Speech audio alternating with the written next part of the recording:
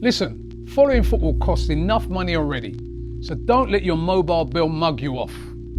Rocket Mobile gives you unlimited everything for £16 a month. No nonsense. Powered by Vodafone and Free, plus exclusive content and prizes when you switch on over. Scan the QR code or click the link and put that cash back into football.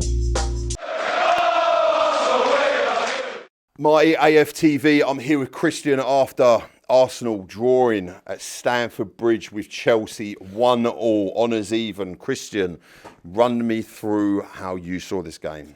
Yeah, before the game I predicted a draw. I knew it would be a tough game. I knew it wouldn't be easy. Chelsea got quality. You think of their defence, Cucurella, Reece James, you go Caicedo, Esteval was obviously in top form, great player. They have a lot of quality, and I think the confidence they were coming into this game with, you saw all their fans all week were giving it. And not that I didn't understand it, but I think they did a good job to really big up their team, and rightly so with the form they're in. I understood it. And we haven't won there in 3 years. You know, we drew their 1-1 last year, drew their 2-2 the year before, so I thought it'd be a very tough game. But when they go down to 10 men, when Caicedo, and it's important to pinpoint that it was Caicedo, it wasn't, Cucurella, it wasn't anyone else or Esteval or an attacker, it was arguably their best player. The guy that everyone's been talking about, Rice versus Caicedo. When he gets sent off after 30 minutes, you have to go on and win the game. You have to go on and win the game, and I'm disappointed, man, because I thought credit to Chelsea because they played well. You know, they defended well. They were still trying to win the game. We saw at Old Trafford against United when they went down to 10 men. Maresca pulled off some of their attacking players. They didn't do that today. I know Estevar came off, but Garnacho came on, tactical change. They were in that game. They went 1-0 up. We were kind of in it. Odegaard came on, started to dictate a little more, created the chance. Saka, nice assist for Marino. But apart from that, if I'm completely honest, we didn't create anything.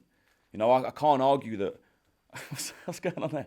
I can't argue that we were the better team at all. I think if anyone edged it, it was Chelsea. But you can't win every game. You know, you can't be amazing every single week. We've just we come off 2 great results against Tottenham and Bayern Munich. So to go into this game and get a draw, I'm not. If you like I said before the game, because I predicted the draw. If you said, would you take a 1-1? I would have said maybe. I thought we could win the game, but when they go down to 10 men, that's why I'm disappointed, because you expect us to go on and win the game, to create a lot, and we didn't. And credit to Chelsea because they showed up. Okay, so what do you think it is that we didn't do in that game to stick it over the line, apart from obviously the obvious answer of putting the ball in the back of the net? Where do you think the problems laid for that game? I thought tactically Maresca got it spot on. I think Reece James, we allowed him to dominate the midfield. I think he didn't let Eze get on the ball at all.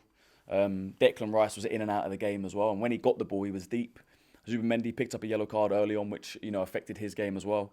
The referee obviously didn't help us. Calafiori picking up a yellow card, both the centre backs affected the game.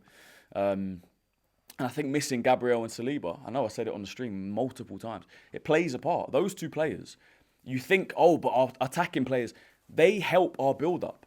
You know, Gabriel's had the most touches and most, I think, short passes out of any player this season. They are so involved in our build-up. They're so pivotal in the way we play. And then to get the news as well before the game that Saliba's picked up a knock, when we've got a centre-back partnership that have never played together in the Premier League before, of course it's going to affect the game. So I expected that. And I think, Chelsea, they dominated that midfield. But when Caicedo gets sent off, then you need to dominate the midfield. I think at half-time, Odegaard should have come on for Marino. For Zubimendi, because he was on the yellow. I would have made that change. We waited 10, 15 minutes and they were 1-0 up. Then we made that change. Didn't quite make sense to me. Martinelli was barely in the game. I think he was locked up by Reece James. Who played right back for them? Reece James was in midfield. What's his name? I forget the guy's name anyway. Malo Gusto. Pretty much locked up Martinelli in that first half. Marino had to drop deep a lot. It made it easy for their centre-backs in that first half. Timber didn't really get forward as much as we've seen him do. Calafiori, again, didn't really get on the ball in midfield because I think Reece James was dominating that midfield in the first half.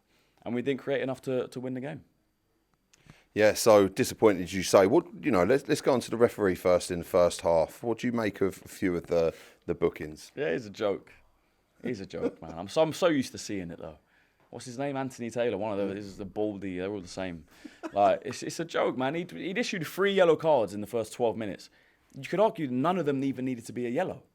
You could just let the game flow and you affect the game state. You affect the players. Now they can't put in challenges. The one that should have been a yellow, where Caicedo just pushed Marino over for no reason, didn't give a yellow. So he completely lost the game.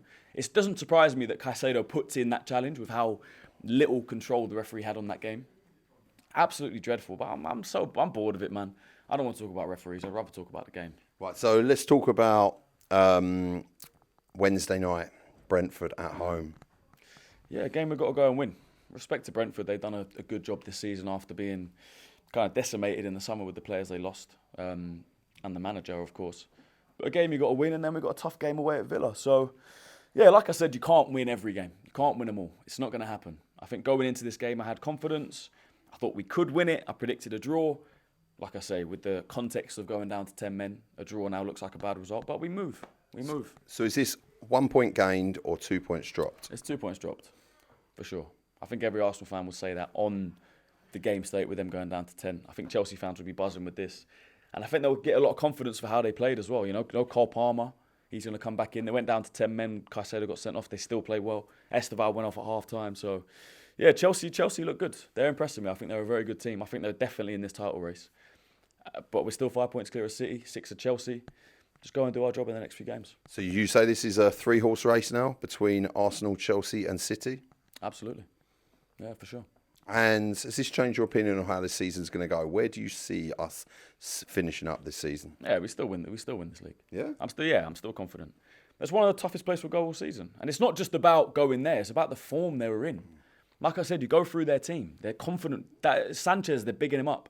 They like him. He's had a good season. Reece James are talking about one of the best right-backs in the league, same as Cucurella. The defensive partnership hadn't conceded a goal. You know, the midfield, they've got quality players. So it's a tough place to go. Again, going down to 10 men, you have to win the game, but it is what it is. Okay, well, you've been an absolute superstar. Thank you very much, Christian. It's been a pleasure watching it with you. Please check out all the other fan tech cams. Please check out all of AFTV's other content and the content that we have coming up to cover the Brentford game. I've been Marty. He's been Christian. This has been AFTV signing out.